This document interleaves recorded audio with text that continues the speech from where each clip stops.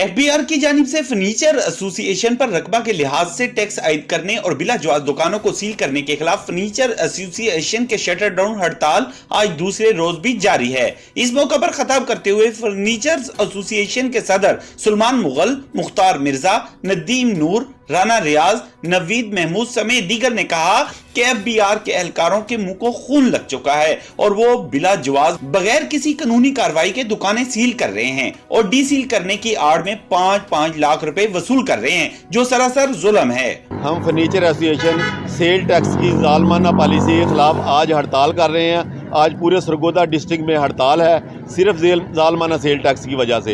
इन्होंने कोई हमारी दुकानें सील की हैं और जिनके अंदर पौध का सिस्टम भी था, उन्हें कहा ये लग रहा है कनेक्शन, लेकिन इनके मुंह को खून लगा हुआ है।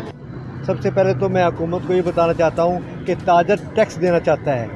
आप लेने वाले बने, हम टैक्स इतना देंगे कि आप सोच भी नहीं सकते, लेकिन तरीक़ाकार हम बताएंगे किस तरीके से लेना है। जिस तरीके से आप ले रहे हैं ये बहुत जुल्म हो रहा है। इस वक्त सरगोदा में फर्नीचर एसोसिएशन को सील किया जा रहा है, दुकानें सील कर रहे हैं। ऐसा ना करें, मन पसंद ना करें। सरगोदा को पसमानदा इलाका समझकर इसके ऊपर हमले किए जा रहे हैं। FBR हमले पे हमला किए जा रहा है। उसको कोई पता नहीं है कि किस शॉप को सील करना और किस शॉप को नहीं सील करना।